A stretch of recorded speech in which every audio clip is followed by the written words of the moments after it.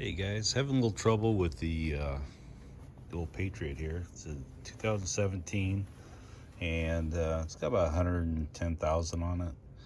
It came up with a code for misfire #1 cylinder. So we're going to try to change out the plugs today. Don't know exactly what that entails. We'll learn as we go. See how it goes. It's got this cover on it, so it just probably, it just pops up, huh? Oh, okay. Take the cover off.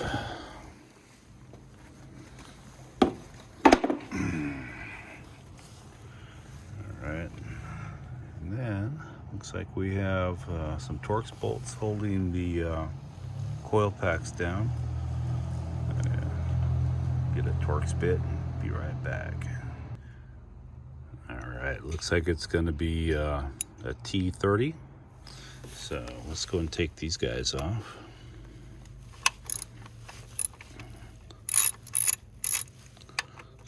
Fairly loose. Snug, but not super tight.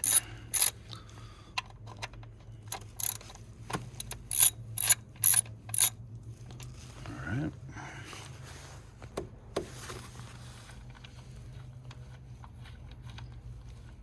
Just going to pull these bad boys out. Set them where they can't fall down somewhere. Get lost in the motor. That would suck. Alright. Let's skip ahead. Alright. Got the screws out for the coil packs. Looks like these little guys just kind of pop back.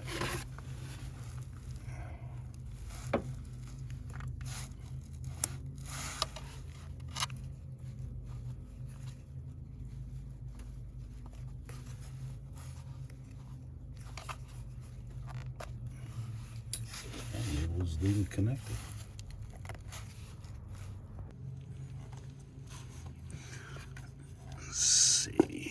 Oh yeah. Oh, they came out pretty easy. Sometimes these things are super long, but this time wasn't bad at all. I'll just leave those bad boys hooked up. I don't want to break a wire or a clip or something. There we go. That looks pretty good inside.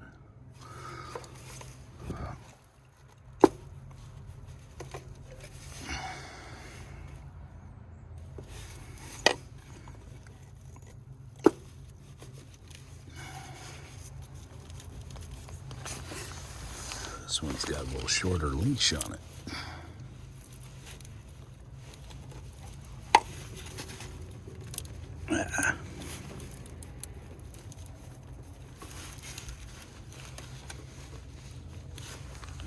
Might have to pop this clip off over here to get it out. If you can see down there.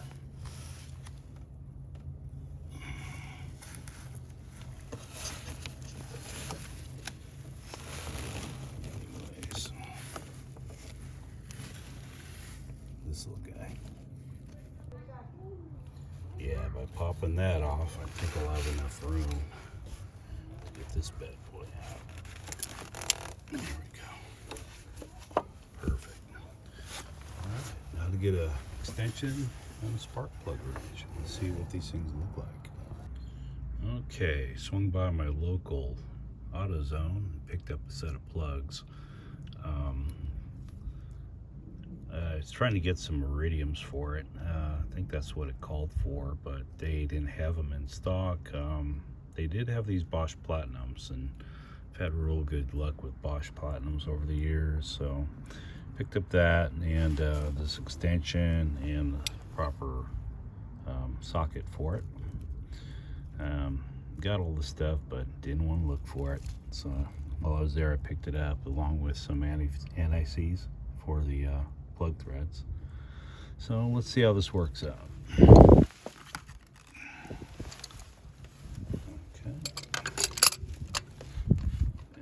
like you don't need quite this long an extension, but this will work out just fine.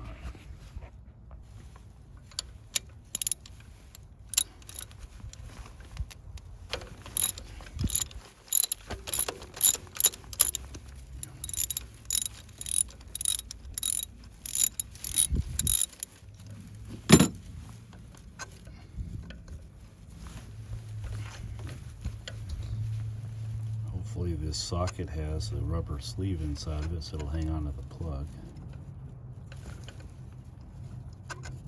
Let's take a look.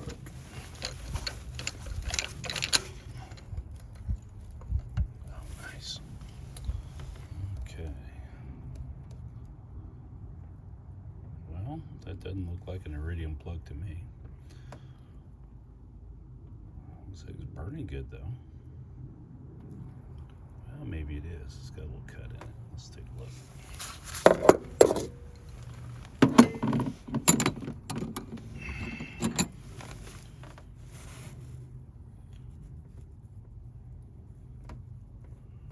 NGK, yeah.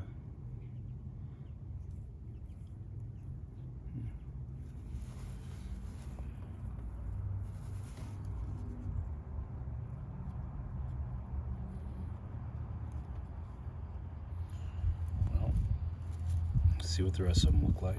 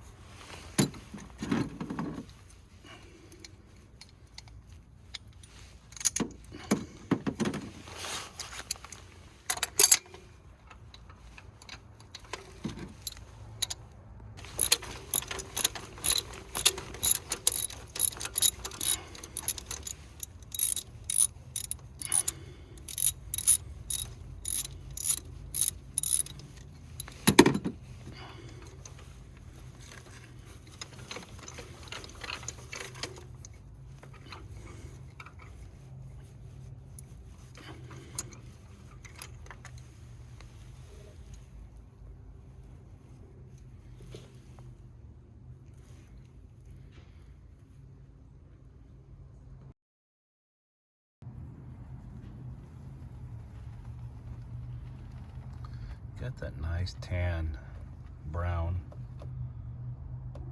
indicating a pretty good mix.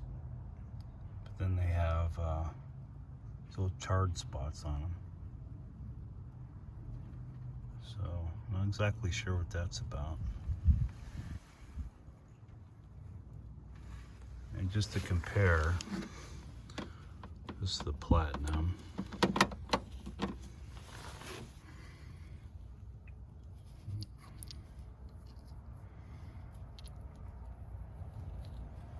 Maybe a little different heat range.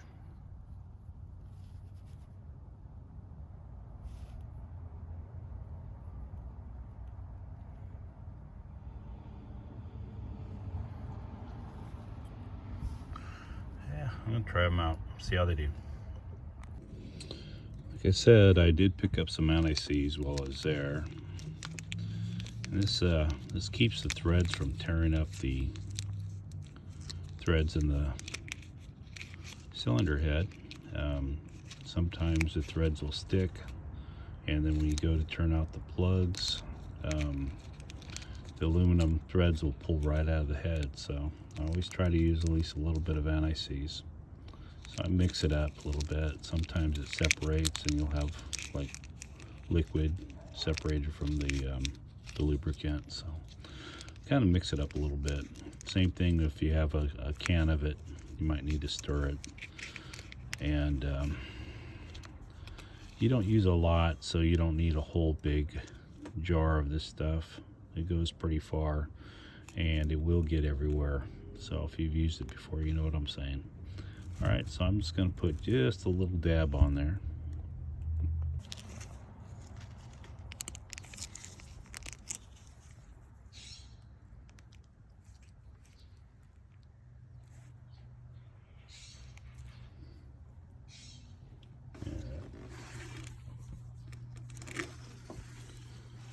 So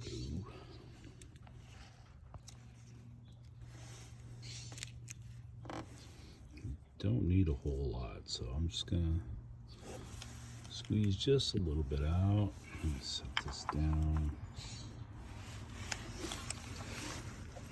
I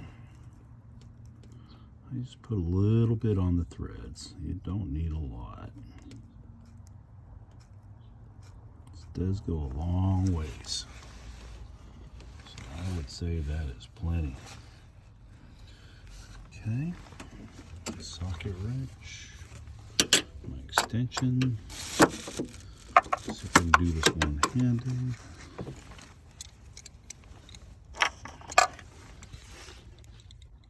There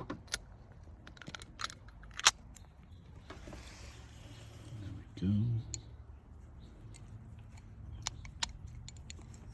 It's got that little rubber sleeve in it, so it'll kind of retain the spark plug pretty well.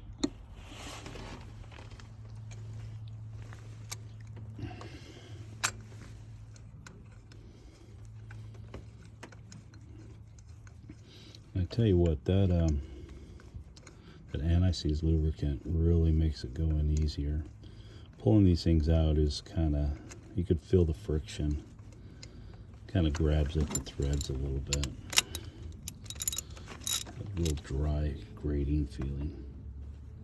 With spark plugs, you just gotta give it just a little bit of a twist, because what you're doing, here's the old one, you're crushing this little gasket. That's all you really need to do. And once you get that, you're good. You don't need to put a whole lot of force into it. Just enough. It's one of those things you gotta get a feel for. Okay, I'm gonna go ahead and do the rest of these. So what I've always done is just pull the spark plugs out of the box, take off the little thread protection tube, throw a little dab of the lubricant on the threads, and then slide it back on the box. I'll do the whole set of plugs that way. I think the reason I got in the habit of doing this is to, you know, be systematic about it. I would check the plug gap. I'd verify that they're all the same spark plug and they're all correct, and that they're all the same heat range, and just to be just systematic, like I said. So, and to make sure that I got the lubricant on each one. So this is just a habit I got into after doing it for quite a while. So anyways, I'm gonna pop these ones in too. Oh, just a little add-on here. I was looking in the socket to see if in fact there was a rubber sleeve inside. There's not. What it is a magnetic core, and it grabs the whole socket for you. Never seen that before, but then again, I'm an old guy, so there you go. Check it out.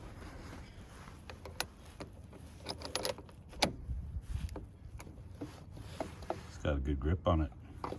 Thanks, AutoZone. Old dogs do tricks. I love it. Yeah. Another old trick I used to do is using socket extension. I would either use that, or I had used to have a spark plug installing tool, which is just kind of like a rubber boot, and it would hold the spark plug, and you would thread it in, and it just made threading it into the head a lot easier. Now this is going straight in, so no trouble, but for those real tricky ones where it's like a blind plug hole at the back of a motor, you know, some of these V6s are super tight, so it's one thing that I used to do. This is cool though. Okay, got the spark plugs in, kind of got the coil packs put back on, and just gotta get this little sensor hooked back up.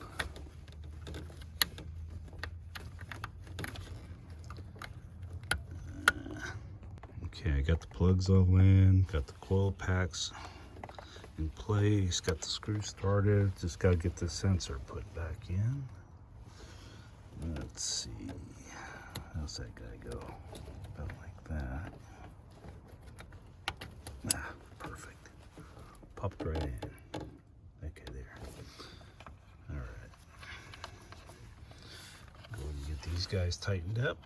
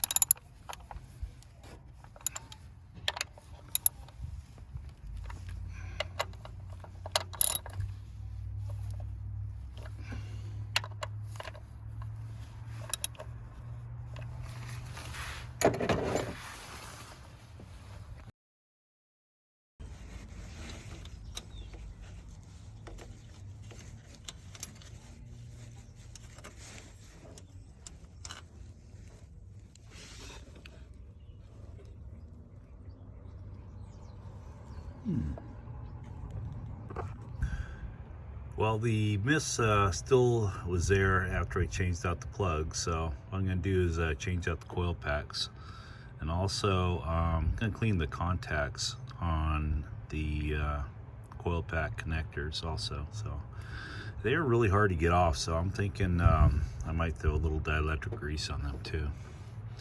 So I'm just going to shoot a little contact cleaner in there, in case there's any corrosion in there. They look pretty clean, but who knows? So that's what we're gonna do. Let those set for a second. I'll throw a little grease in them.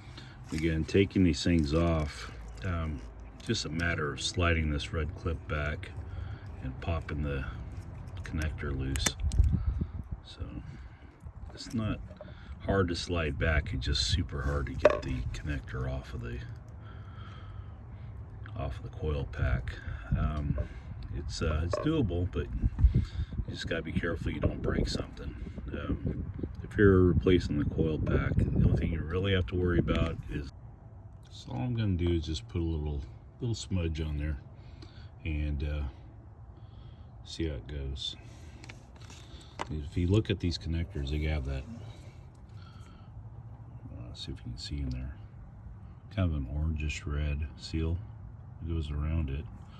Just want to get that kind of moist. And also the contacts, because what we're trying to do is keep oxidation from forming. So that should be pretty good. It should just slide into the connector and push that little bit of grease down into the oops, there goes my ratchet. And then put some on the boot that'll slide down around the tip of the spark plug, which is right here. Again, you don't need a whole lot, just enough to keep the corrosion away. So that'll snap down around the tip of the plug and get a watertight seal. All right, cool. I also threw a little bit of grease around this seal that'll kind of seal up against the plug hole there, the edge of it, to keep water from going down there. So this is probably about enough around the spark plug boot, and again just a bit around the connector. There you go, and we should be good. So once you drop them in, make your connection. You see how easy it pops in now. Now you just make sure that you have a good solid connection there. Slide the clip in. Then you're going to push this guy down and then put in the screw, the little retaining bolt, and that's it. I ended up getting these at Napa Auto Parts. That's the number they gave me. They're about $33, $35, something like that a piece. So, not a bad price. As long as I had the contact cleaner out and some dielectric grease, I went ahead and cleaned the battery terminals. There you go.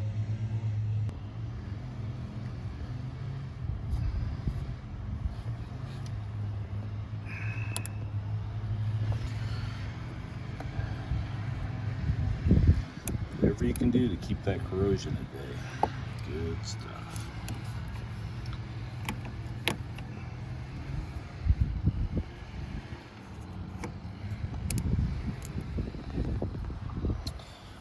Alright. Button this thing up, then we'll give it a shot.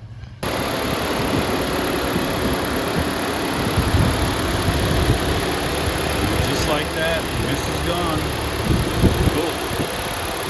Ford resurging very badly, idling and on acceleration, it would could barely get this thing to get out of its own way. So yeah, that sounds a whole lot better. Very happy. Cool. That's it, folks. Spark plugs, connectors, and coil packs. That's all I did. And all I did with connectors is just clean them out with a spray contact cleaner and a little dielectric grease and stuff. We're good to go. There's one more thing I need to add. I also cleaned the grounds. Cleaned this one. Let's see, this guy here. This one here, and also the other end of it, which is back here, the back of the motor. That didn't seem to make a difference though, but it couldn't hurt. So I didn't find really any corrosion under any of those, but it's a good thing to clean those periodically, make sure you have good contact, and that's pretty much it. So hopefully this video helped out and got you back on the road without any check engine code or any lights or any stumble in your vehicle. So anyways, happy trails.